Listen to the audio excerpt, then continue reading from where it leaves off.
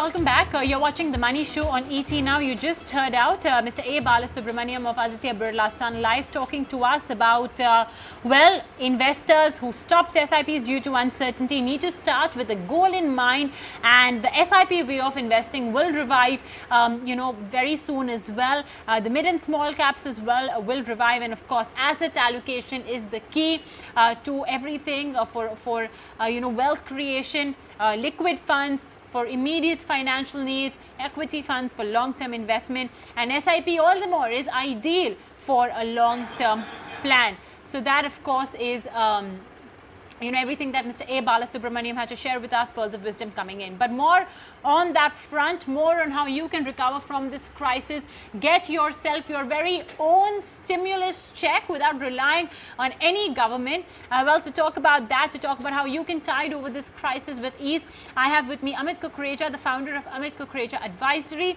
Thank you so much for joining us today on the show, Amit. To start with, the idea is that you want your overall household income, you want your finances to be, you could call it COVID resilient, you could call it COVID proof. So basically, even if, let's say, there is a crisis that hits your business or your company, you do have another backing from which you can draw a check, be it an emergency fund, be it, another stream of income. So, Amit, that's what we want to talk to you about. And more importantly, creating another stream of income. Why does that, become even more important in times like these to sort of supplement your other income, which gets you your daily bread and butter?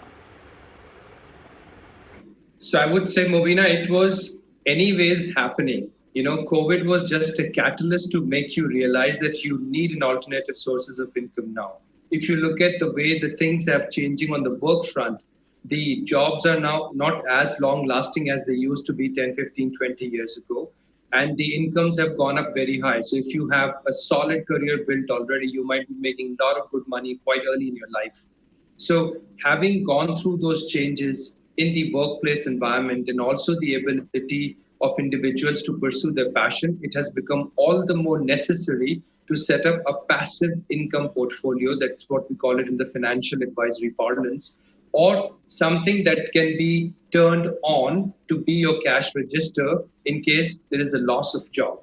So changing times and the changing lifestyle and COVID, all three things made it very important for individuals to start seriously thinking about the alternative sources of income.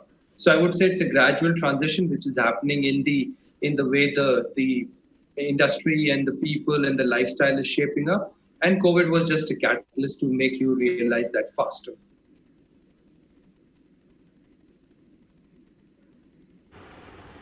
Amit, it would perhaps be easier to say that, yes, maybe you should have a second income stream or a passive income stream. But Amit, realistically, when you think of a second income stream, the first thing you think of is, a rental income. You put a property out on rent, an extra property. But of course, maybe a lot of our viewers still are living on rent themselves. Forget about having an extra property to give out. So if you could just, share some simple examples on how this passive income stream could be generated. Sure. See, rental income or income from a business, all these are taxable and they are basically having a higher rate of income tax on it. But if you have your corpus accumulated in debt funds, you might achieve some tax efficiency. And if your job is already going on really well and you want to be prepared, for any contingent times, then you don't need to withdraw. In other words, you don't need to have the secondary source of income. You can just let that corpus flow in a tax efficient manner. And if the need arises that you leave your job or your job is gone because of some unforeseen circumstances, then you can turn the tap on to start giving you the monthly cash flow, which may become tax efficient if you have been contributing for more than 3-4 years. So you do have multiple options. You can buy debt funds, you can buy real estate to have rental income, you can buy bonds to have a regular guaranteed income, you can buy some products of LIC, which are pension plans, which can start giving you pension. So you do have multiple sources. And if you can also leverage some of the senior citizen products, which are applicable only for people who are more than 60, then you do have some additional products like senior citizen savings scheme, you have LIC Vya Bandhan Yojana, you can buy RBI savings bond, which have come last month. So there are multiple options that you can explore to have that secondary sources of income. But my recommendation is that if you do have a primary line of income coming, which is on, then you don't need to have a taxable secondary source of income. You can let that money grow in a tax efficient manner so that when you withdraw it 3, 4, or 5 years later, it saves you a lot from taxes, and it becomes a more of a compounding benefit coming to you due to your tax efficient accumulation of corpus.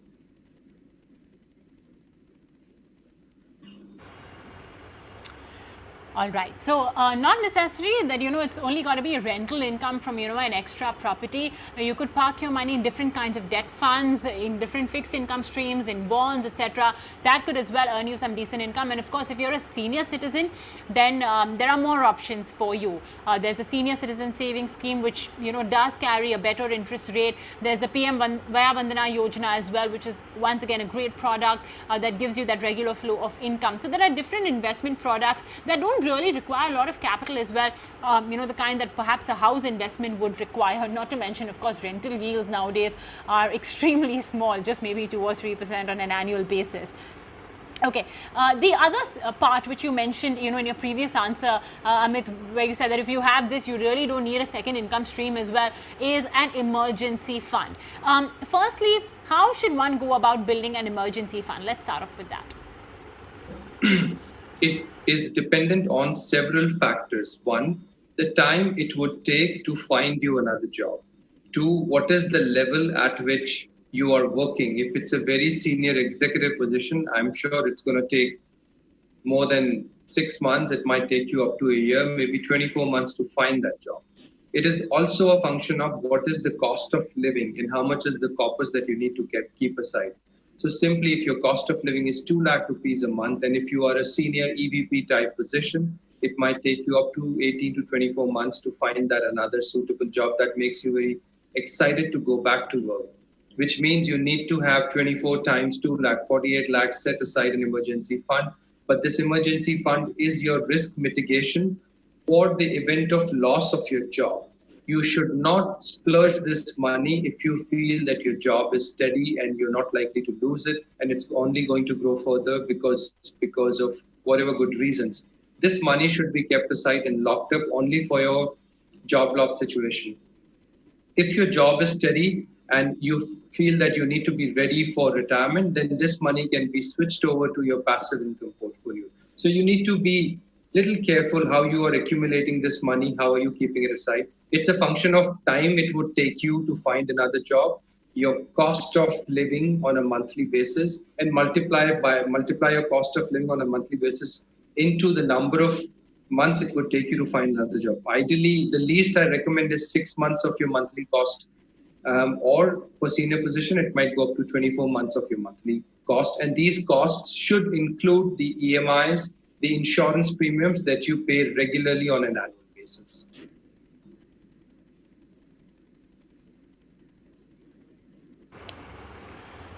Okay.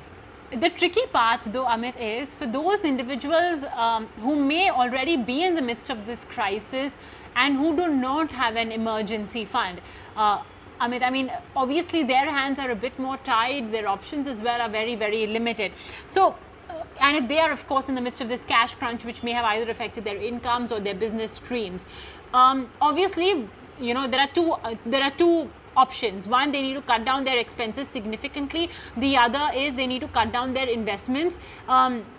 And thirdly, of course, if they have any obligations, for example, debt repayments, etc., home loans, so on and so forth, they need to sort of rejig those as well. Thankfully, the RBI has given options. The moratorium will come to an end, but the restructuring option is there, and a lot of banks as well are providing that.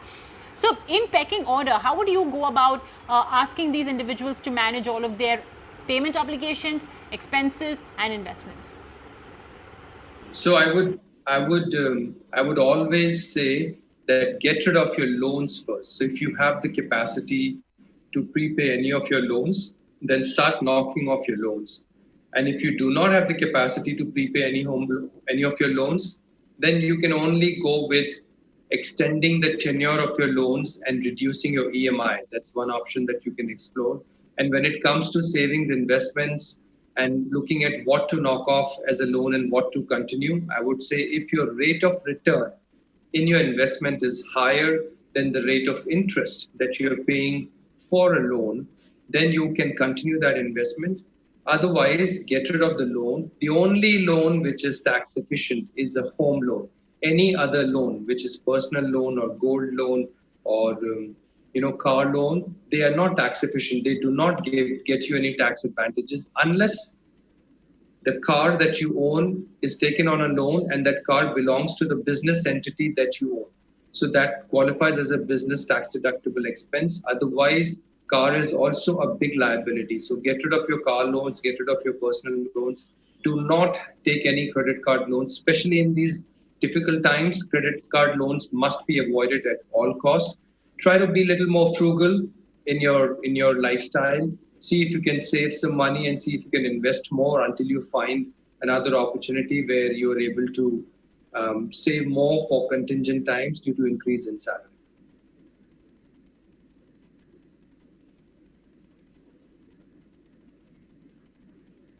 Okay, all right. And, I'm sure then clearly that if it comes down to between pausing your SIPs and, making all the necessary obligatory payments, you would opt for making all the obligatory payments. Pause your SIPs and if you are in that sort of a situation, but make sure that you make all the debt related payments as far as possible, especially if your job is not secure, then you need to ensure that you sort of try and prepay your loan as far as possible. That's the advice coming in from Amit Kukreja.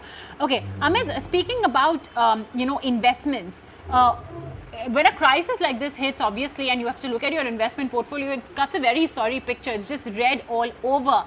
How should one essentially look at their investment portfolio, especially if they are long-term investors, and more importantly, if they are short-term investors, which means they may have been investing their money for a particular goal. So, how should they essentially go about and look at their investment portfolio in the midst of this crisis? So very, very simple. If you are not used to variable returns products, just avoid them completely. Stay invested in fixed deposits or bonds or any other option which is giving you a guaranteed interest income or growth accumulation, or it is also giving you a capital protection. But if you are used to variable return products, then you must explore debt funds and equity funds. Anything that you need, given where the market is today, anything that you need to fund your financial goal in next 3 to 4 years, I would say park that money in debt funds, because debt funds will give you returns better than fixed deposits, very likely to give you returns better than fixed deposits, and will definitely give you tax efficiency, which means if you hold on to them for more than 36 months, your realized gains will be taxed at a much slower rate than your income tax slab that you belong to. So start with debt funds. And if you're familiar with variable return investments, then it's very simple. Anything that you need after 5 years can go into equity funds. Anything that you need before for 5 or 4 years can go into debt funds, given what the market index is. And in equity funds, have a layered approach where you can have the index fund and the large cap fund at the core. And then you can add on top of it a good multi-cap fund and probably one or not more than two, a mid-cap fund. So if you can have these layers of equity investments and a core of debt fund, then your financial goals are pretty much safeguarded. And of course, there is a new flavor of adding international investments these days. And given how these trading relations are going through their own motion, and given that the US technology stock group has completely risen to more than 40-50%. So you can add a flavor of international investments in your equity also, because rupee dollar fall, which has been happening consistently at 3.5%, you get shielded from that fall if you make some investments outside India in US dollars. So you can have these layers of equity investments in your portfolio, and based on the financial goals, you can create a roadmap how you are going to fund all your goals through the financial goals funding plan that you create for yourself. Well, we received quite a few questions as well from you. So let's get straight to that. Remember, you can always email us on themoneyshow@etnow.tv. Amit, we've got quite a few queries for you. Let's take on board a very first question. Sankar Dev has actually got a question on gold. He says, I have a confusion about gold ETFs and sovereign gold bond scheme. His doubt is, how can he sell the sovereign gold bonds in exchanges? Okay, he thinks that ETF and SGBs both can be sold on exchanges, but Sankar, I can tell you this much, that the SGB does not have an exchange. But yeah, he wants to know that in that 5-year period, that's when you have an exit option available, and that's when he wants to know what is the exit option available. How can one exit their sovereign gold bond scheme after 5 years? After 8 years, of course, is the maturity, so you'll any which ways be getting the entire money back. But how can he exit after 5 years, Amit? Sure. So first of all, why would you want to exit your gold bond after 5 years if you're already earning an interest of 2.5% on the bond that you have purchased? So remember, SGB is a much better option than your gold ETF because SGB is giving you interest.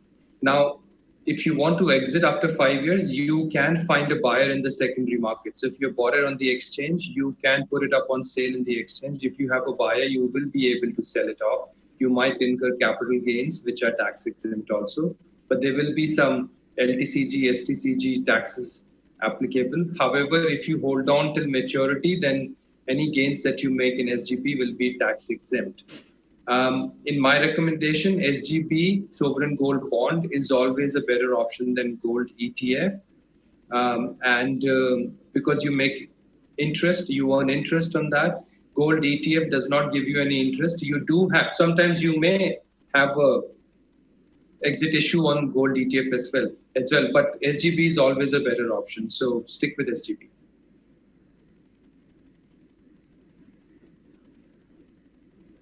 Stick to sovereign gold bonds. You're getting that regular income as well. So really, we should try and not exit after 5 years, especially because you're already getting the 2.5% of face value. Okay, let's take on board our next query. It's coming in from Shankha Sen. He says he's 37, living in Andhra Pradesh. He's invested roughly 20,000 rupees as an SIP in mutual funds since November 2018. He's got a long-term investment horizon till 2043. That's his retirement. He's saying, is it okay for him to expect an 11 to 12% return? He's got a couple of investments, mostly around SBI, because he's got 2 of SBI, focused equity and small cap. He's got a Mirae mid cap, a Kotak standard multi cap, 1 more multi cap from Parag Parikh. So in total, he's investing roughly 20,000 per month. Plus, he's got PPFs, he's got his company's provident fund, and he's also got ABSL's money manager funds, where he's parking his emergency fund. He wants a corpus of 3 to 4 crores in the next 23 years. He can increase his SIPs as well. So I think largely, and also he does regular top-ups in all these funds when the Sensex or the Nifty goes down, by 300 to 500 odd points. I think largely, Amit, he seems to be ticking all the boxes. What do you make of all the actions that he has undertaken? He has done some fundamental things right in his financial planning. I would suggest few things for him. One, for accumulating 4 crores in 23 years, that is from today till 2043, he needs to SIP 30,000 rupees if his return on investment is 12%, or an SIP of 35,000 rupees if his return on investment is 11%. 11 to 12% for that long horizon is a pretty reasonable expectation. I wouldn't ask him to tone it down, but I would ask him to be very, very regular, even if the markets are falling. In fact, that'll be the best times to do cost averaging. Second, the set of funds that he has chosen, I would like to suggest a couple of changes. I would recommend to him pick up 1 large and mid cap, 1 large cap, 1 index, and 1 multi-cap fund. This could be Axis Blue Chip Fund. This could be Mirae Asset Large Cap Fund. This could be Axis Focused. This could be Canara Robeco Emerging Equity. And he already has 1 good fund, which is Parag Parikh Long-Term Equity, which he can continue. So he needs an SIP of 30,000, the least. He's doing 20,000 a month. If he's able to increase 10 to 15% every year, I'm sure a time will come when he will be investing more than what is needed, which is 35,000 or 30,000. So I'm pretty positive with his discipline, he will be able to hit the ball out of the park by, or maybe earlier than 2043. The only thing he should avoid, and I know he might be sounding good and confident, is buying more at the time of market dips, because I don't want him to spend any time timing the market. He can use his surplus by parking that money in debt funds or attaching that money to some other financial goal, which could be any other investments through additional equity SIP. So don't get into timing the market situation, and keep a decent emergency corpus. Please ensure your emergency corpus is growing as you are aging, as your salaries are increasing, as your cost is increasing. It is not a fixed function. It's a variable number that keeps changing based on the years of experience you have. The higher the years of experience you have, the higher the emergency cost corpus should be, because it will take you longer to find another job. I hope that helps.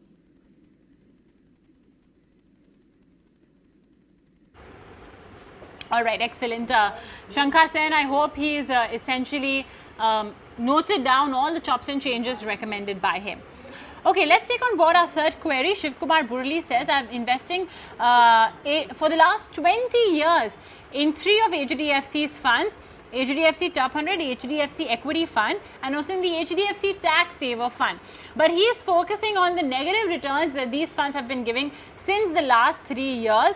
Markets have improved 40% since lockdown, but I think what he's trying to say is that the fund is still in the negative. But he's kept his SIPs active. I mean, what would you make of that? And I'm not sure if these are the only funds, but yeah, 3 funds from the same mutual fund house. Would that be advisable? See, definitely the 3 schemes that have been brought to your attention are not good performers. He needs to exit them. Definitely he needs to stop SIP into these schemes, because none of them are top performers. All 3 are respectively poor performers in their respective categories. So there is a big task cut out for him. He can simply go to a couple of third-party websites and identify the top 5-star rated schemes. There are plenty of options out there within those categories. He can choose 1 large cap, 1 index, and 1 ELSS scheme based on his simple research. If he does have an expert with whom he can plan his financial roadmap, then go for it. Do the financial planning exercise with that expert, and then get into a proper structured equity SIP based investments planning.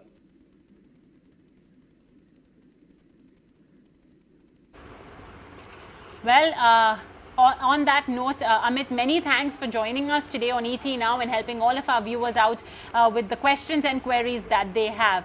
Well, folks, like Amit as well said, the job market seems to be very, unsteady. We flagged that off in the LinkedIn report as well. For every 1 job position, if there were 90 earlier, now there are 180. The competition in the job market as well has improved quite significantly.